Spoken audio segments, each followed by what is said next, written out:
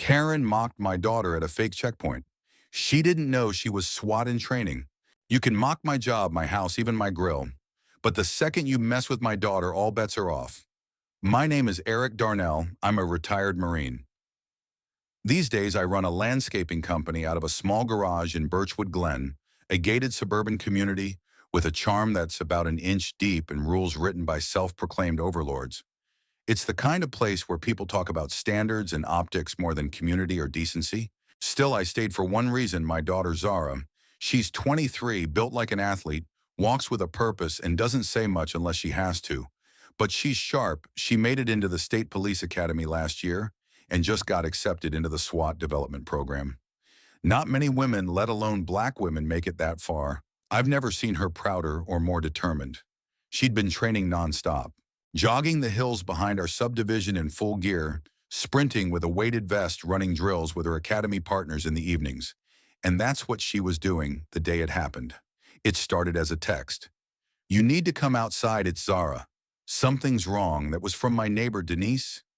I bolted out the door, shirt half buttoned, and stopped cold. Right at the entrance of our block, a white folding table had been set up across the street.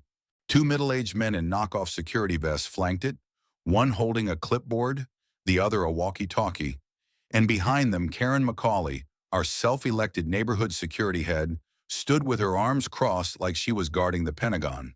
And in the middle of it all was Zara, flushed from her run, breathing hard, sweating in her vest and compression tights, her ID tag still clipped to her gym bag. "What's going on here?" I demanded. She refused to identify herself. Karen said loud enough for the gathering crowd. "We've had multiple complaints about a suspicious person running through yards." She matched the description. Zara's face was blank, but her eyes burning. "I was running on the sidewalk," she said quietly. "She came from the back trail. There's no clear signage. For all we know, she was casing houses. We had a duty to act." "Your duty?" I growled. "You don't have a badge." Karen lifted her chin. "Neighborhood enforcement has authority under the HOA charter. This checkpoint is legal under the safety ordinance." It wasn't. There is no such ordinance. This wasn't safety. This was profiling dressed in pastel. One of the men stepped closer to Zara. "She got hostile when I asked if she lived here. I said I lived on Hickory Court. You said I didn't look like I belonged." Zara snapped, her voice low but steady. That's when I saw her fists clenched at her sides, trembling. Not with fear, but control. She could have taken them down. She'd trained to disarm real threats, but she held it in. For now, I walked past the table and put my arm between her and the man.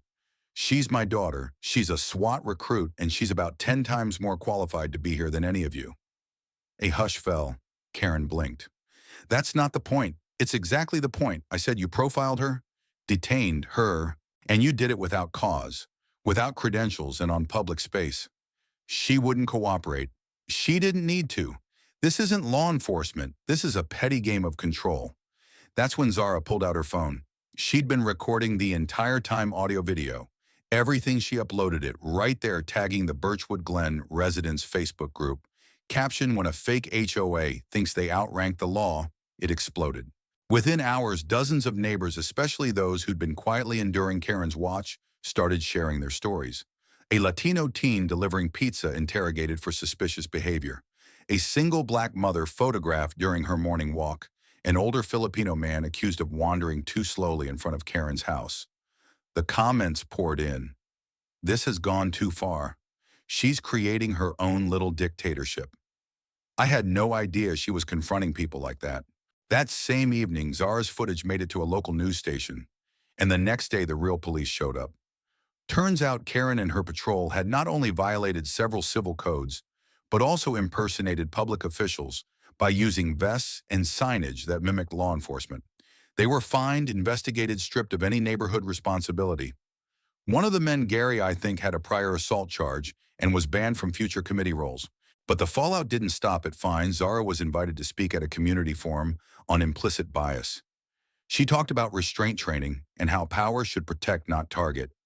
She moved people, especially the quiet ones, the ones who'd felt invisible for too long. Karen.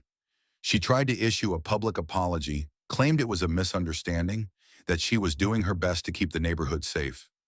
Nobody clapped and nobody asked her to stay on the HOA board after that. In the end, it wasn't just about Zara. It was about every young person told they don't look like they belong, about every neighbor treated like a threat for existing. It was about truth exposure and who gets to stand behind a table and decide who passes. We took that table down for good. The end. If free no one.